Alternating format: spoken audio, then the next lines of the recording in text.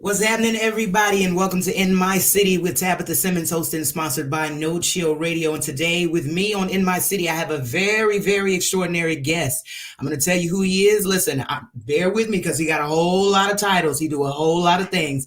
Three-time Grammy Award winner, singer, producer, writer, and vocal coach. But you guys may know him from the 1980s platinum-selling R&B group Troop. Everybody, please give a warm welcome to Mr. Steven Russell Hart. How you doing? How are you today? I'm doing wonderful. How you doing? I'm doing pretty good. Listen, ain't never a day to complain. Nothing to complain about at all. Yeah, same here. So let's get right to it. Are you ready? Yes, I'm ready.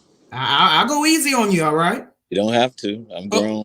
wait a minute now. Ooh, this is PG. My mama watching. I just look like this. You are good. First of all, I want to say thank you so much for joining me on today and taking time out of your busy schedule. I'm so excited to have you here. Tell me about how have things been going for you so far for during the pandemic? Everything's been going wonderful. I'm really not living in the pandemic energy outside of having to follow the rules. Other than that, everybody around me is healthy and fine. I was able to finish my first film during the pandemic. Um, and I've gained a lot of meditation time, a lot of time to draw as well. But I've been good during the pandemic. I can't wait till things. Hopefully, things get back to normal. But I've been okay. I can't complain. That's what's up. Before I get started, I'm not going to talk on this subject, but I just want to, for those of you guys that do not know, this past Sunday, Troop lost an original member, Mr. Reggie Warren. And I want to send my deepest condolences to you and the rest of the group members, as well as his family, and to, just let you guys know we send you our condolences.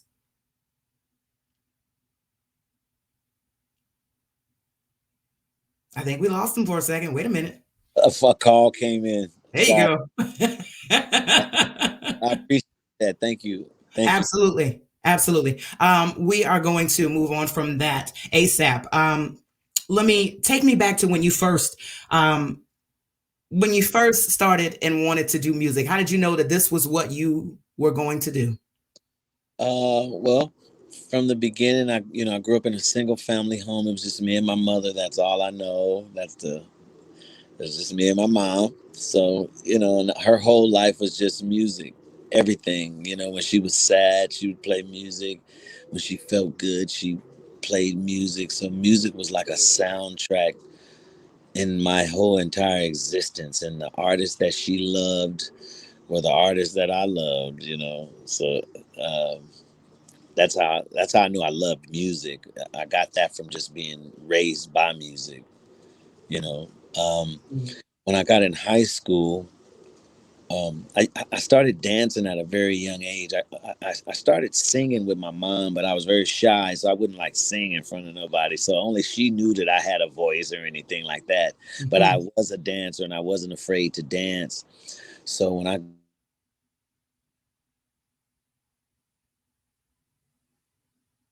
um, got in I think it was about the seventh grade.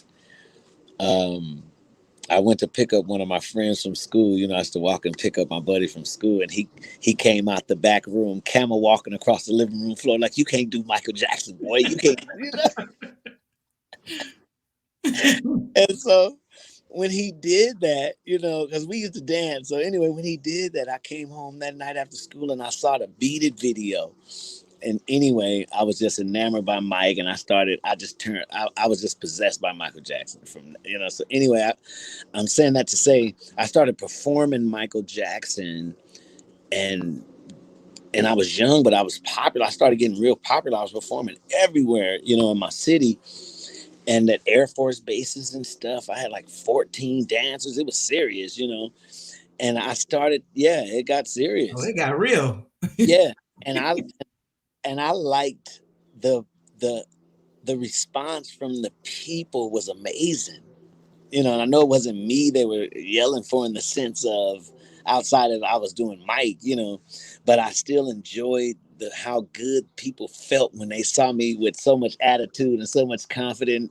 You could see it in their face, like they're like, get it, And I love that Hey. making people feel good. So that's when I wanted to kind of like, man, I like doing this. I'm playing football, but shoot, I think I want to be a singer, mom. And that's when it started, like right at seventh, eighth, and ninth grade. I was more serious about it, and that's when now that I'm older, I realized that my energy was focused on that, and then from there everything. I'm glad I'm alive to look back at it and see how the universe works with us even when we don't know we're acting as gods. The universe is right there to show us and remind us. Everything started to come into play as soon as my mom said, nobody's going to notice you in front of this television. You're going to have to surround yourself around people in that business. Hmm. Everything changed, and I was just 14. Wow. you know Goodness.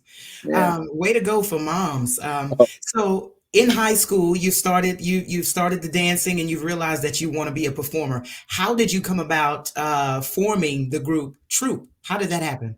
well, what happened was, by the time I got to high school, which was a couple years later than what I was just talking about, um, there was a friend of mine that I had known since elementary school as an athlete, really good athlete, turned flips and stuff. His name was Rodney Benford, Rodney B. Now, he, we used to pass each other every day, and we had a mutual friend, one of my best friends back then, rest in peace. He used to always try to get me and Rodney to slap box. You can't beat Steve slap boxing. You can't get, he was always picking me and Rodney other. And me and Rodney was mutually cool, so like, how'd you going? So anyway, one day I passed Rodney and he was like, hey, yo, bro, me and my buddies, we tried out for Putting on the Hits, and Putting on the Hits was a lip sync show back in the day where Hmm. you lip sync famous artists and can win prizes and stuff or whatever. And he was like, me and my boys, we went on, tried out for Putting on the Hits, and we made it. We won. He said, so watch us this weekend. We're going to be on there. So I watched and I saw him. So I was I saw and I couldn't believe that he was singing, and I just couldn't believe he was dancing and stuff because he was an athlete. I just didn't know he was into music. So anyway, I saw it. I was all happy for him and everything. So there was back when we were in high school, there were always big talent shows. Somebody was putting on big shows, and so Hmm. I was looking. Somebody asked me, did I know them and could I get them on the show? So I was looking for Rodney, and at the same time, Rodney was looking for me to tell me that a producer had saw that show and wanted to know if the guys could really sing. And he was like, I need you, bro. You got to meet my mom, man. A producer called the show. And I was like, heck yeah. Hey. You know? And I told my mom, mom, I'm going to pursue music. And here he comes like 3 days, a week later with that, So anyway, that's how it started. That's what's up. So, I recently doing some research. Can you tell everybody who doesn't know, who have no idea what does troop stand for? Because I never knew it stood for anything other than I thought it was like a troop of guys. Is what I thought. It stands for total respect of other people. There it is. Who came up with that? Alan came up with the synonym. I came up with the name. We also had a dance we did called Troop. And that's where we got it from. And Alan made it, he came up with the connotation, what it should stand for. That's what's up. Yeah. So, growing up and doing music, and now you have formed a group with you, and you guys were all best friends in high school. Yeah. Real cool. That's what's up. So, performing now, you've signed, getting ready to sign with a producer, writing songs and hits. Tell me what the feeling, what was it like for you guys going platinum once you started this journey? It was really surreal, when my manager first told me that I was going to have to start writing songs. I was scared to death. I was like, what do you mean write my own songs? I don't know how to write songs. What? What do you mean? We're never going to go anywhere.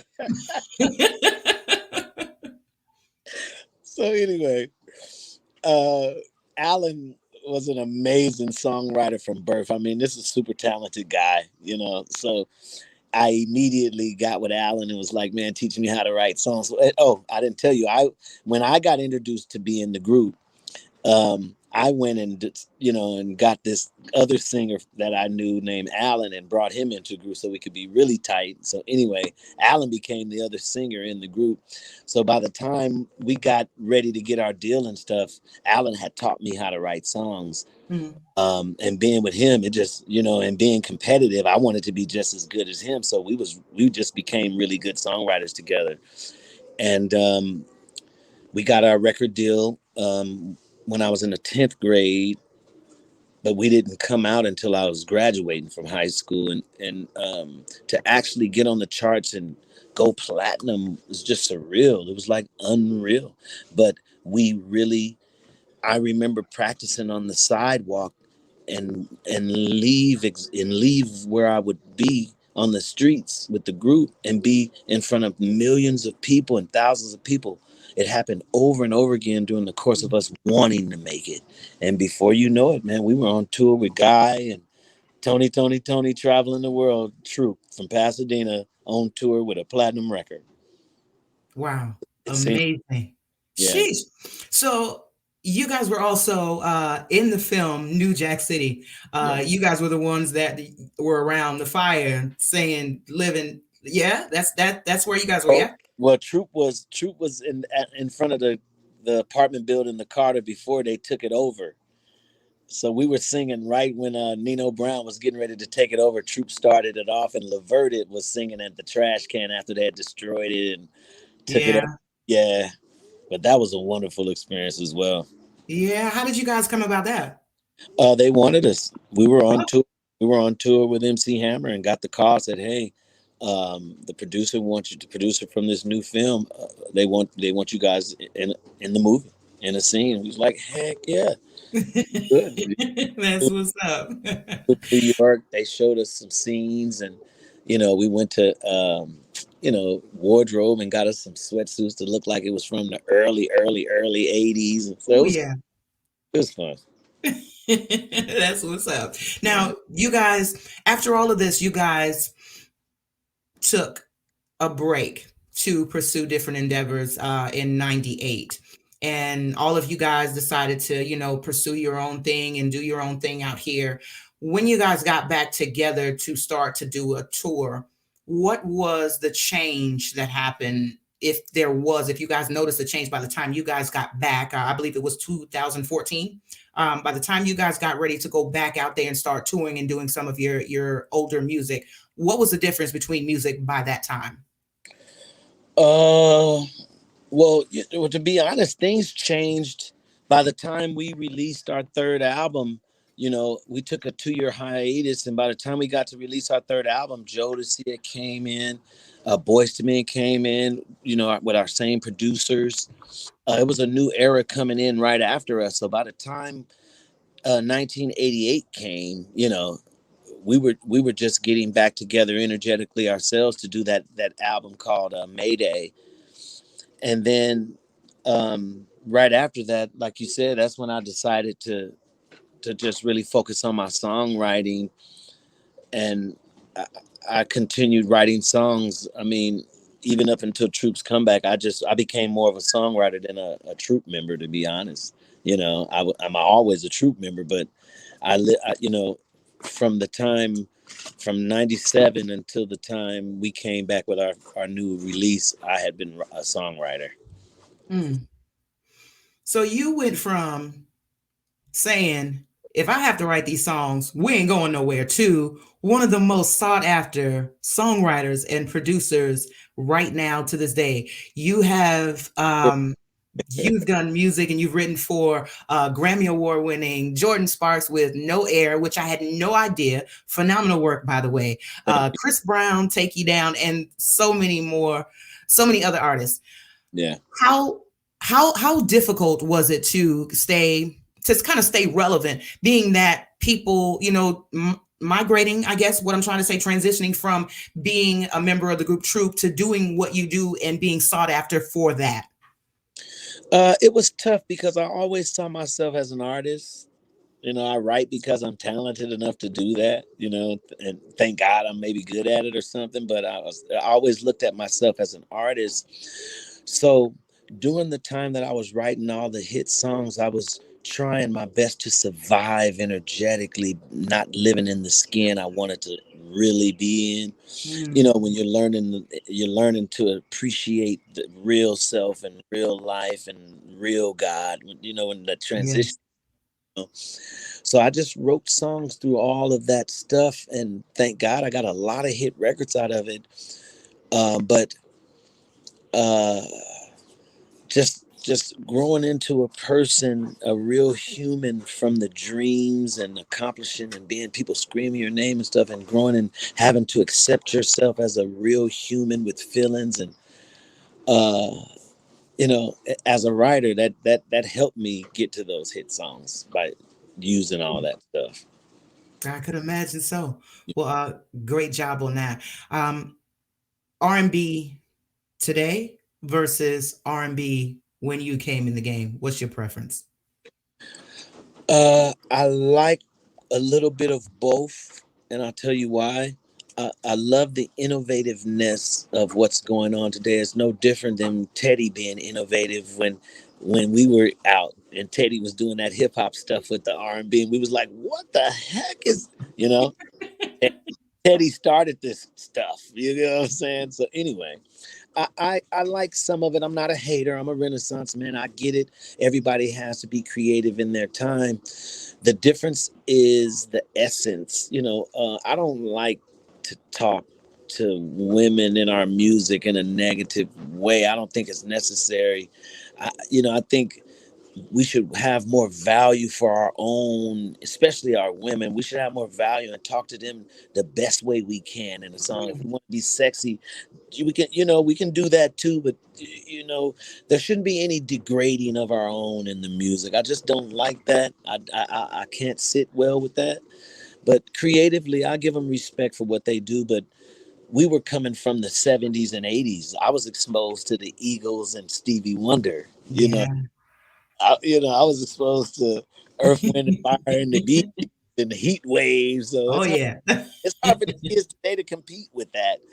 They don't come from the same essence, and I'm not saying what they come from is not good, but they don't come from the essence of music that I was raised on, or that our era was raised on. So Yes.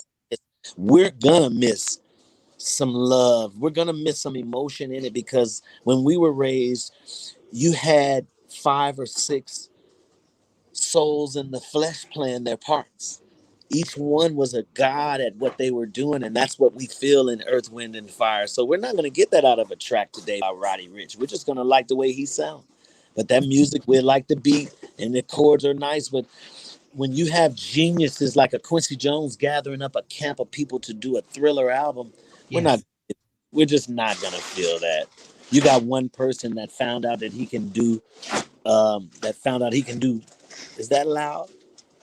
No, you're fine. Okay. You got one person now that does everything, you know?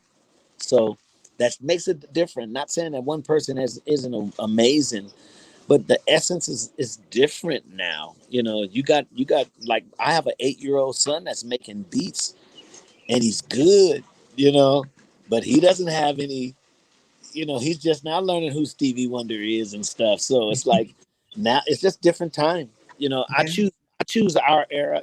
I might even choose the era of music that I was raised on, 70s and 80s. I'll choose that over the 90s, but I'll choose that era over now. Yeah, for sure. Sorry. I Yeah, know. I'm gonna have to no, you good. I'm gonna have to go with you on that one. I'm not that old. I'm old enough, but Yeah. I remember the David Ruffin and the Temptations, Marvin Gaye, Teddy Pendergrass era, where they said things subtly. They made it, they worked up to it. Nowadays you got to get over here and take it off right now. Bend over. Whoa, like Bend over. I don't know what to do. I don't know whether to haul butt or run. I don't know what to do these days. Yeah. Yeah. It's different. It's different, and that's why I have my own media company called the Motel Music Media. Mhm. I have a new streaming company called Black Box. and I'm staying true to me. Yes. Not gonna I'm not gonna change anything except for what I deem necessary for what I produce and the films that I do and the music that I release. You know, I've released 4 solo albums independently on my own that Hmm. well just based off of the people who mess with Steve Russell, and it's pretty cool. I don't have to success is not what other people deem it to be for you. That's right. How you Ooh, feel it, you know? you got to So say that again because there's people in the back who might have missed that. Y'all need to listen to that again. Sheesh. success is not what other people deem it to be for you. It's what you deem it to be for you. You can be successful when you wake up and realize that you can be thankful, and you're Mm, gonna be on purpose about making sure that your thoughts are about the abundance of your now. That's success, because there's people that wake up and mad that they're awake. you're absolutely right. Ooh, And that's a jewel right there. Don't say I never gave y'all nothing. I'm trying to tell you. Um, listen, I- if you could work with one artist right now in particular that you have not worked with right now or from the past, who would it be? right now, I love her, Yes. Jasmine Sullivan. Mm. And in the past, I would have loved to had a chance to work with Michael Jackson, Oh, because I've worked with Charlie Wilson, who was right next to him, Howard Hewitt, who was right next to him as an idol, Aretha Franklin. I've worked with a lot of my idols. I got a chance to meet Michael, but to be able to have worked with him would have just made my life absolutely complete. sheesh. Michael would have had you walking around here wearing white linens and sandals. And I would You have hear been me? smashes. Come on, Mike. Come on, Mike. Yeah, like that, dog. Moonwalking Yeah, all do through that. Walmart, moonwalking all day. I would have been. Now, let me ask you, how do you feel about there are a lot of new artists that are coming out, and because time changes, the way you guys had to get the way it was for you guys to get on back in the day and try to get noticed by a producer or a record company. You're out, some of you may have sold records for months and years and put in the footwork. How do you feel about artists where they write a song tonight, wake up, put it on TikTok, they famous, and now they're all over the place. They're famous for that song. How do you feel about the way that process is happening right now? I think the kids now are fortunate. Bravo, Mm, hooray for them, because it was not like that for us. mm. We had to will in what we wanted. We had to be energetically aligned with what we want. We couldn't have just put a song out or a video out and became true. We had to really be that before we became that. So, music is going to suffer because of that. There's, like we just said, there's not going to be a lot of integrity and a lot of, you put up a song as a joke and it becomes a hit and now everybody's walking around singing that joke. I'm not a part of that. I'm just not going to participate in that. But that's the way that it is, and bravo to them. I wouldn't hate on an opportunity for a human under these circumstances we're forced to live under and the kinds of people that we're forced to be around. I think anybody who has an opportunity to change their situation financially by any means that's, you know, what they feel they have to do, bravo to them, and hopefully it doesn't concern hurting other people. I agree. Huh. But the system we live under, in order for there to be this kind of control, a lot of people have been hurt. You're absolutely right about that. Sheesh. Um, Tell me about. I'm gonna get a little personal, not too personal, but I follow you and I do my research. Tell me about where this love for pigeons came in at, and don't deny it because I saw it. Go on and tell me. Man, that started when I was like 7 years old. I moved I moved up to a city, Pasadena, but an upper city called Altadena, and I had some new friends, and one of the new friends I had asked me, did I want to see his brother's birds, and I didn't know what he was talking about. And when I went to his house and we went and looked in his cage, and I bent down, I looked up and I saw those whites and black and whites, brown and whites. Streets are always gray on the street. Pigeons are always gray. So when I saw these different colors, some had feathers on their feet, I was like, what kind of heaven is this? So anyway, he flew a couple of them. He let a couple of them fly. And one in particular started rolling backwards from in the sky, doing backward somersaults, coming all the way down. And it rolled all the way down out of sight. And I've been in love with pigeons ever since. Ever since. I'm professional with it now, though. I have my own family and everything now. No, that's right. Listen, I'm gonna let you have that one because I don't know what's what. I might end up catching a crow. You got to put that back because that is not a pigeon. That is not what we do, Tab. Put that back. That stuttering started right there at the end. I couldn't hear you good. I'm It's sorry. okay. I said I'm gonna let you have the pigeon thing because listen, I don't know one bird It's from the okay. next because I ain't trying to be out here and then caught a crow and brought it in the house. Hey, it's okay. But let me tell you something. When I tell you something that's helped keep me alive through the depression and through all the lies that the ego plays on us while we're on this journey, the pigeons have been like a heaven place of peace to keep you grounded, to keep me grounded, and of sound mind. And that's just being honest. It's that deep. Well, listen, I'm gonna get me a fish. I know that ain't the same thing, but I'm Your gonna get buddy's me a got pet fish. fish. Call it what you want. I'm gonna get me a fish. A lot of my buddies got fish too. Same, same thing. Tell me, what are you working on these days? What is Mr. Hart's doing these days? Um, right now, um, I just finished my first independent film called Day One, starring Congratulations. my. I did it with all my children. I just finished that, and I'm getting ready to produce. I'm coming. I took a break from writing songs since my mom's transition. I just took a Yeah. break for a while. But I'm getting ready to produce my daughter, who's an artist by the name of Sia Amun, Siaamun. I'm getting ready to produce her new album, and I'm a fan of hers, so I'm excited to give her what I think she needs at this point. So I'm really excited about that, and that's about it. I'm really excited about um, my life and knowing how to treat it and respect it and respect and love myself this time for whatever time I have left. Just being able to understand and love myself and my flesh and respect it different than I have in the past because of lies I believed or beliefs that I had or were given about who I am or what I'm not. You know, to live past those things, I think are the best things for me right now today. Rather than anything creative. The most creative thing for me is remembering that I'm a piece of God having a flesh experience and I can manifest anything I want just by thinking about it.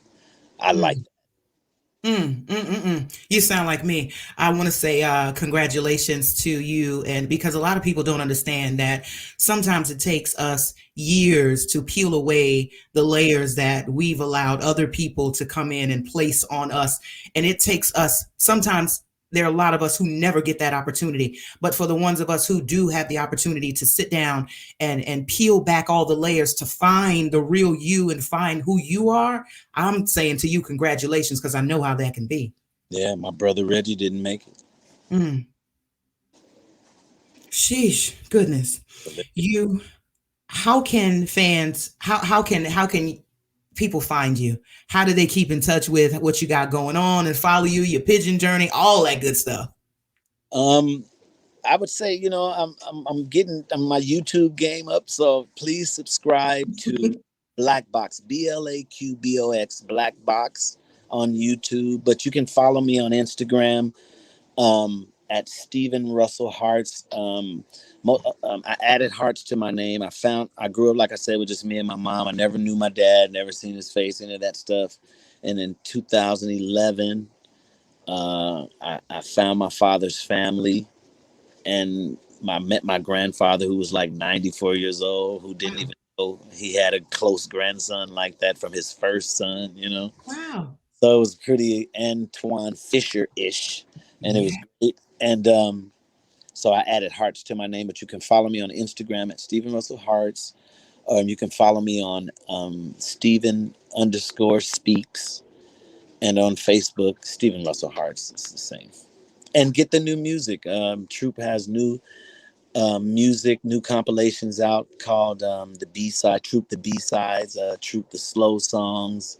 We re-released Mayday, it's Mayday 2K17, Deeper Revisited. Me and Alan, we just released Lady in My Life. That's the new single we're promoting right now. We just did that. And support the music. Support the music. You might not hear it on the radio, but it's there. Just Listen, check. on my radio station, they're gonna hear it because they know all I listen to is good old school music. I'm gonna tell you right now, if you're on this channel, if you're on my Facebook Live, it ain't up for discussion. Get the music. Come Yeah, on now. It's that good old school. It's that good R&B. It's the good R&B. that's right. Sheesh. Mr. Harts, before I let you go, I have one question that I ask all of my guests. If you could look a younger Steven Russell Hart in the mirror right now today, what would you say to him? If I was looking at the young Steve Russell Hart's right before he decided to get married the first time, in the middle of his career, at the highlight of his career, I would tell him to keep doing what you're doing. You're on focus. Your mother has done a great job. Don't blow it. Keep doing what you're doing and stay focused. Don't turn down that street. Stay on this street. I would tell him, finish the contract out. Don't break the contract. Finish the contract out. You guys are doing well. You're at the top of the charts on every record. Stay that way, bro. Chill. That's what I would tell him, to chill. And in the times after, where there was the other side of life, I would tell him just to remember he's a piece of God having a fleshly experience, and everything that you're experiencing, you're creating it. You're not a victim of anything. You're creating this. If you feel like there's lack in your life, Stephen, you're creating it. Just go out and count the leaves on the tree and see if there's any lack outside your mind. That's what I would tell him. I know that's right. Well said. Well, listen, I'm going to take that second advice. I might go outside and count the leaves on the tree. Hopefully, I won't go to jail because that tree don't belong to me. So, If you ever doubt, if you ever wonder how, who, what way I'm going to do something, how am I going to get this done? Remember, there's no connection to God or source in that thought. If you feel that low, go outside and see how many trees are thriving without any question, and change that perception immediately on the ego, because it's a lie.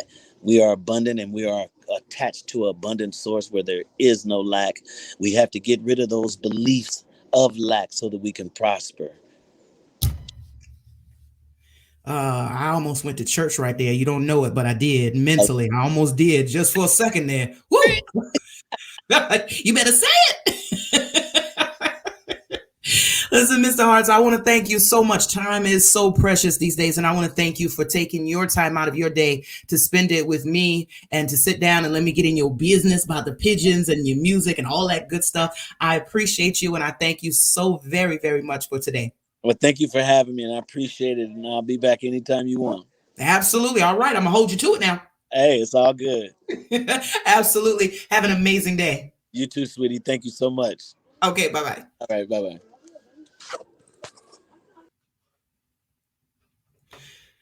You guys, that was an amazing interview with singer, songwriter, three-time Grammy award-winning artist and vocal producer, Mr. Steven Russell Hart. I thank you guys so much for rocking with me today on In My City. As you can see, it's a movement. It's becoming a thing. And if you have been rocking with me thus far, you know where we come from, you know where we're going, and the vision is out there. Thank you so much. And stay tuned, because I'm going to tell you right now, we've got a lot of other interviews that are coming up, and y'all are going to be quite taken aback by who we bring on In My City. Take care and have a good one. Bye.